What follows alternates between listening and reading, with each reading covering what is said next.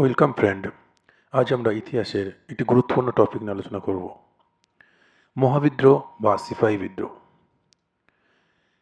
এই মহাবিদ্রোহ বা সিপাহী বিদ্রোহ কি? আমরা জানি যে ব্রিটিশ সরকার ভারতে 1757 পলাশী যুদ্ধের পর তারা পুরো ভারতবর্ষ জুড়ে দখল করে নেয় এবং এই পরাধীন ভারতে বিভিন্ন প্রান্তে সেই সময় ব্রিটিশ বিরোধী বিভিন্ন আন্দোলন শুরু হয়েছিল। তারই ফলশ্রুতি হিসাবে আমরা দেখতে পাই যে 1857 29 মার্চ, এটা মূলত এই মহাবিদ্রোহের জন্য যে প্রত্যহ কারণটা আমরা জানি যে কার্তুজের ব্যবহার, যেটা কথিত আছে যে শূকর ও গরুর চর্বি মিশ্রিত, যার ফলে যে ভারতীয় সৈন্যবাহিনী হিন্দু মুসলিম উভয়ে এটার বিরোধিতা করে এবং তাদের মধ্যে একটা ক্ষোভ তৈরি হয়। তারই ফলশ্রুতি হিসেবে এই মহাবিদ্রোহ বা সিপাহী সিপাহী মানে সৈনিকদের বিদ্রোহ হিসেবে আমরা পরিচিত।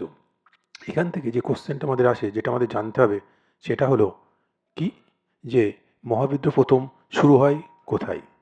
তো প্রথম মহাবিদ্রোহ শুরু হয়, ঠিক আছে, যদি আমাদের পরীক্ষায় প্রশ্ন অপশানে ব্যারাকপুর থাকে, তাহলে 1857 29 মার্চ প্রথম ব্যারাকপুর হয়েছিল। এরপর 1857 10 মে মিরাট, এটা কোথায়? উত্তরপ্রদেশ। উত্তরপ্রদেশ শুরু হয়। অপশানে যদি দুটোই থাকে সেক্ষেত্রে আমরা ব্যারাকপুর করব, যদি ব্যারাকপুর না থাকে তাহলে মিরাট করব। ঠিক আছে, এটা আমাদের যেন মনে থাকে। তাহলে মহাবিদ্রোহ বা সিপাহী বিদ্রোহ প্রথম শুরু হয় কোথায়? মিরাট বা উত্তরপ্রদেশ। এবং অপশান যদি মিরাট উত্তরপ্রদেশ না থাকে সেক্ষেত্রে ব্যারাকপুর থাকে, তাহলে আমরা ব্যারাকপুর করব। কত সালে? 1857। এটা খুব ইম্পর্টেন্ট, সালটা আমাদের অবশ্যই মনে রাখতে হবে যে মহাবিদ্রোহ শুরু হয় 1857। পলাশী যুদ্ধ কত? 1757, তার 100 বছর পর। ঠিক আছে। এরপর এই মহাবিদ্রোহের সময় ভারতের ভাইসরয় কে ছিলেন? খুব আছে পরীক্ষাতে, যে মহাবিদ্রোহ বা সিপাহী বিদ্রোহের সময় ভারতের ভাইসরয় ছিলেন কে? লর্ড ক্যানিং। ঠিক আছে, এই মহাবিদ্রোহের সময় ভাইসরয় কে ছিলেন? লর্ড ক্যানিং।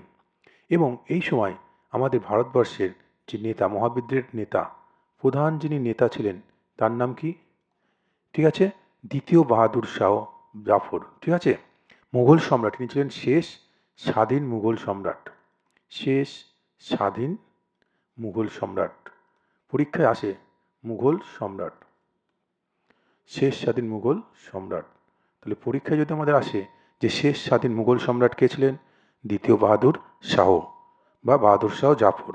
ঠিক আছে, এবং তিনিই ছিলেন মহাবিদ্রোহের নেতা, মানে ভারতবর্ষ হিসেবে তিনি নেতৃত্ব দিয়েছিলেন মুঘল সম্রাট হিসাবে দ্বিতীয় বাহাদুর শাহ জাফর। মনে থাকবে। এবং এই মহাবিদ্রোহে প্রথম, আমরা যে নামটা সবাই জানি, এই মহাবিদ্রোহে প্রথম শহীদ হয়েছিলেন কে? মঙ্গল পাণ্ডে। তিনি প্রথম শহীদ হন, তিনি প্রথম মারা যান। ঠিক আছে, প্রথম শহীদ ব্যক্তি হলেন মঙ্গল পাণ্ডে, আমরা সবাই জানি তার নামটা। তাহলে এখান থেকে পরবর্তীতে যে কোশ্চেনটা এখান থেকে এই মহাবিদ্রোহ থেকে আসে, সেটি হলো এই মহাবিদ্রোহ বিভিন্ন ভারতবর্ষের বিভিন্ন প্রান্তে, মূলত উত্তর ভারতেই শুরু হয়েছিল। ঠিক আছে, এই উত্তর ভারতে দিল্লি, মিরাট, অযোধ্যা, ঝাঁসি, তাই তো, কানপুর এবং বিহারের কিছু জায়গা, ঠিক আছে, এই সমস্ত জায়গা থেকে শুরু হয়েছিল।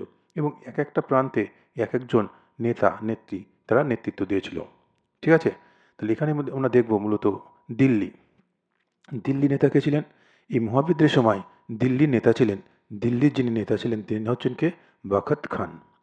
দিল্লির নেতা ছিলেন বখত খান, এই নামটা মনে রাখতে হবে। এবং এই দিল্লির ব্রিটিশ সেনাপতি ছিলেন, ইনি ছিলেন কি? ব্রিটিশ সেনাপতি নিকলসন। ব্রিটিশ সেনাপতি, এই দিল্লির সেনাপতি ছিলেন কে? নিকলসন, তিনি ইংরেজদের নেতৃত্ব দিয়েছিলেন। তাহলে পরীক্ষায় যদি আসে যে দিল্লির এই সময় নেতা কে ছিলেন মহাবিদ্রোহের? বখত খান। এবং ব্রিটিশ নেতা কে ছিলেন? নিকলসন।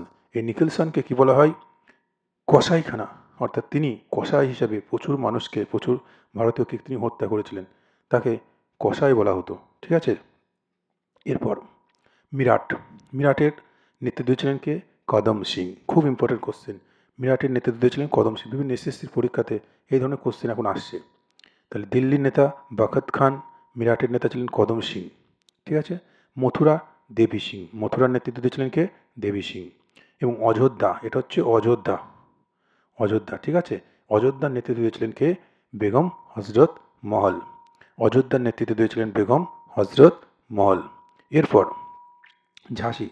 ঝাঁসি রানী কে ছিলেন? আমরা সবাই জানি ঝাঁসি রানী ছিলেন লক্ষ্মীবাই, তাই তো, ঝাঁসি রানী ছিলেন লক্ষ্মীবাই। ঝাঁসি রানী লক্ষ্মীবাই, এই নামটা আমরা সবাই জানি, লক্ষ্মীবাই। ঠিক আছে, এই ঝাঁসি রানী লক্ষ্মীবাই তিনি ঝাঁসিতে নেতৃত্ব দিয়েছিলেন। পরীক্ষায় যদি আসে যে ঝাঁসির নেতৃত্ব কে ছিলেন, লক্ষ্মীবাই। মনে থাকবে, দিল্লির বখত খান, মিরাটের কদম সিং, মথুরার দেবী সিং, অযোধ্যার বেগম হজরত মহল, অযোধ্যার বেগম হজরত মহল। এবং দিল্লিতে ব্রিটিশ সেনাপতির নেতৃত্ব দিয়েছিলেন কে, নিকলসন, তাকে কসাই বলা হতো। ঠিক আছে, পরবর্তী কানপুর। কানপুরের নেতা কে ছিলেন, নানা সাহেব ও তাতিয়া টোপি। খুব ইম্পর্টেন্ট প্রশ্ন, কানপুরের নেতা ছিলেন নানা সাহেব ও তাতিয়া টোপি। ঠিক আছে, নানা সাহেব ও তাতিয়া টোপি। এবং বিহারের নেতৃত্ব দিয়েছিলেন কুনওয়ার সিং, বিহারের নেতৃত্ব দিয়েছিলেন কুনওয়ার সিং। এবং আসামের নেতৃত্ব দিয়েছিলেন মনিরাম দেওয়ান, আসামের কে ছিলেন, মনিরাম দেওয়ান। এই বিহারটা খুব ইম্পর্টেন্ট, পরীক্ষায় এসছে যে বিহারের মহাযুদ্ধের সময় বিহারের নেতা কে ছিলেন, কুনওয়ার সিং, বিহারের কুনওয়ার সিং। এবং বেরেলির নেতৃত্ব দিয়েছিলেন খান বাহাদুর খান, বেরেলির নেতৃত্ব দিয়েছিলেন খান বাহাদুর খান। এরপর এই মহাবিদ্রোহের বিভিন্ন নেতা নেত্রী জানার পর আমাদের মেন যে বিষয়টা, কয়েকটা পয়েন্ট আছে, এগুলো তো জানতে হবে। যে মহাবিদ্রোহ সম্পর্কে বীর সাভারকর, বীর সাভারকর মহাবিদ্রোহকে কী বলেছিলেন, প্রথম জাতীয় সংগ্রাম, প্রথম জাতীয় সংগ্রাম। এই মহাবিদ্রোহকে তিনি বলেছিলেন প্রথম জাতীয় সংগ্রাম বা স্বাধীনতার প্রথম যুদ্ধ, স্বাধীনতার প্রথম যুদ্ধ বা স্বাধীনতার প্রথম যুদ্ধ। এই উক্তি হিসাবে অনেক সময় পরীক্ষায় আসে যে মহাবিদ্রোহকে স্বাধীনতার প্রথম যুদ্ধ বা প্রথম জাতীয় সংগ্রাম কে বলেছিলেন, বীর সাভারকর। মহাবিদ্রোহকে জাতীয় সংগ্রাম বা স্বাধীনতার প্রথম যুদ্ধ কে বলেছিলেন, বীর সাভারকর। এরপর আমরা দেখতে পাচ্ছি যে এই বিভিন্ন আমাদের ভারতীয় ঐক্যবদ্ধ না হওয়ার ফলে আমরা মহাবিদ্রোহে কী হয়, পরাজিত হই। এবং মহাবিদ্রোহে পরাজিত হওয়ার পরে ভারতীয় পুরো ক্ষমতা ইংরেজ যে আগে কি ছিল কোম্পানির হাতে, সেই কোম্পানির হাত থেকে আস্তে আস্তে কার হাতে চলে যায়, মহারানী, ইংল্যান্ডের যিনি সম্রাজ্ঞী ছিলেন, মানে রানী ছিলেন, মহারানী ভিক্টোরিয়ার হাতে এই ক্ষমতা পুরো হস্তান্তর হয়। ঠিক আছে, এবং তিনি ভিক্টোরিয়া, আমরা সবাই নামটা জানি যে ভিক্টোরিয়া মেমোরিয়াল কলকাতাতে রয়েছে, তাই তো, এই ভিক্টোরিয়া মেমোরিয়াল যেটা রয়েছে কলকাতাতে, ভিক্টোরিয়া, ঠিক আছে, এই রানী ভিক্টোরিয়ার হাতে ভারতীয় সমস্ত ক্ষমতা হস্তান্তরিত হয়।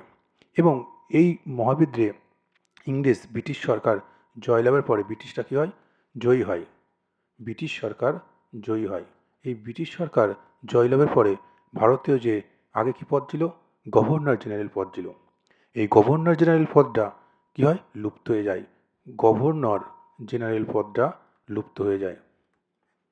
গভর্নর জেনারেল যে পদ ছিল, এই গভর্নর জেনারেল পদ কী হয়, লুপ্ত হয়, মানে অবসান ঘটে।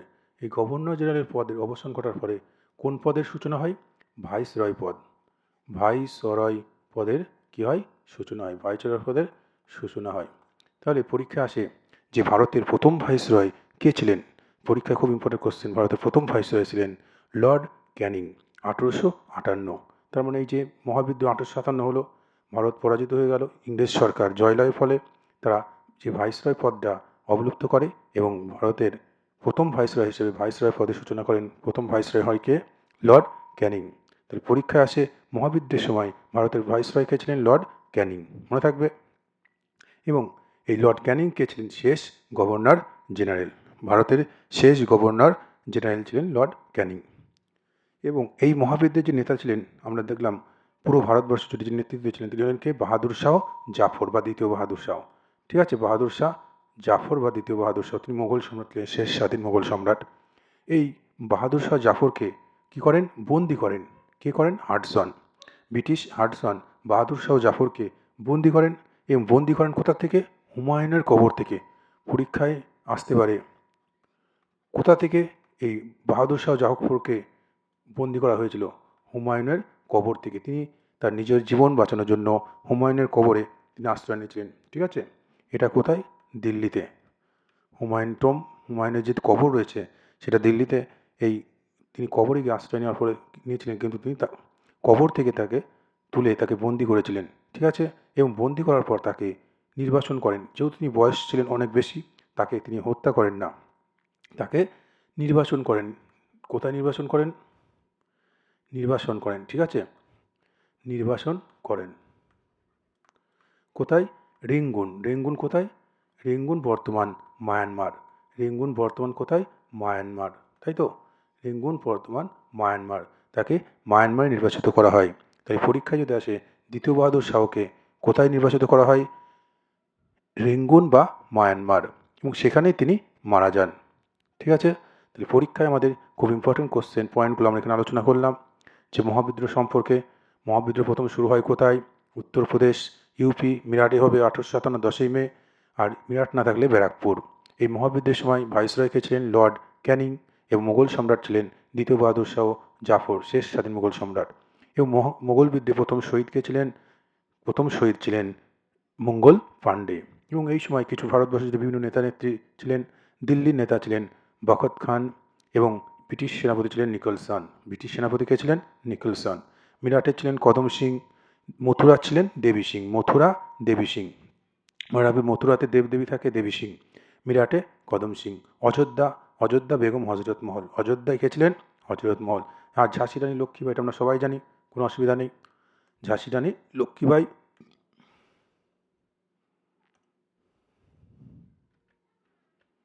ঠিক আছে?